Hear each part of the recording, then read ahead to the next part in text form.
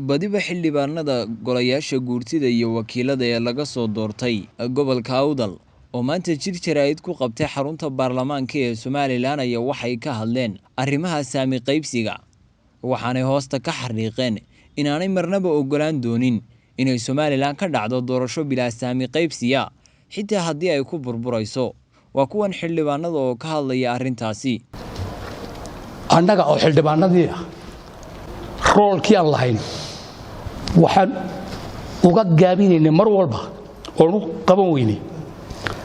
inaan dhowraynay inayna wax crisis ka imanin hadda iyo maanta ma diidanin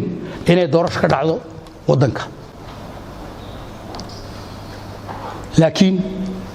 ma qaadan karayno in wixii lanagula ballamay 2005 oo ilaa maanta soo jiitamayay inay 3 inan oo ilmaadeerihii intay shir qabsadaan ay dhahaan Dayd Heblaayo ayaa lagu soconayaa in doorashadii la galo oo intaa leego tixgelina aanay siinin oo dhahay waxa lagu soconayaa sidii markii hore loo galay oo xitaa ku jirin aan isla eegno xagga kale ugu wareegi doonaa sida maanta loo galo loo isticmaalayo amar amal aan qor qabasho biyaha la isku cabsiinayo that will never ever happen dhici mayso mana dhici doonto mana ogolaanayno mana aqbali doono haddii Soomaaliland ku baaba'ayso iyo haddii kale awayaan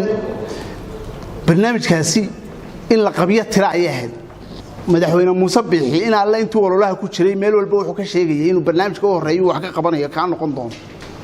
oo wax la wada leeyahay Soomaaliland la isugu iman doono haba saacatay may suurtoobin waxa iman doona waxaad ogtiin awood qaybsiga Soomaaliland maalin walba minus bay ku jiraan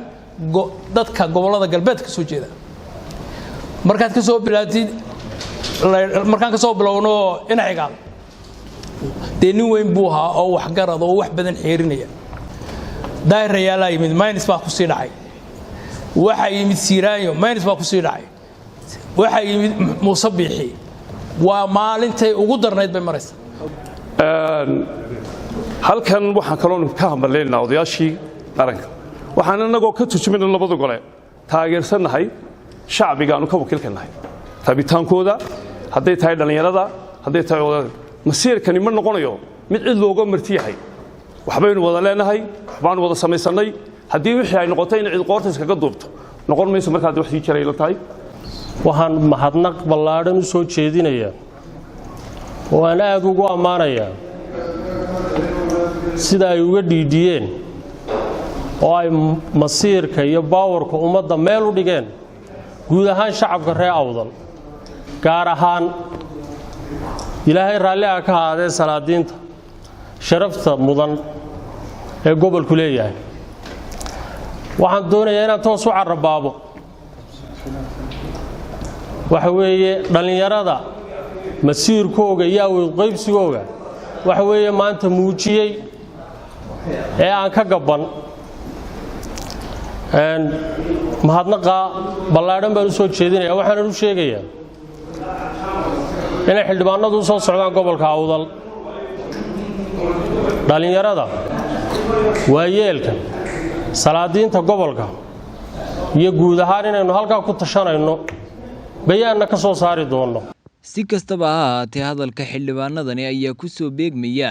xilli ay dhowaan heshiis kala saxeexdeen saddexda xisbi qaran ee Soomaaliland heshiiskaasi oo la xidhiidhay arrimaha doorashooyinka la filayo inay dabayaaqada sanadkani ka dhacaan guud ahaan dalka Axmed Maxamuud Dool Dalsan TV Hargeysa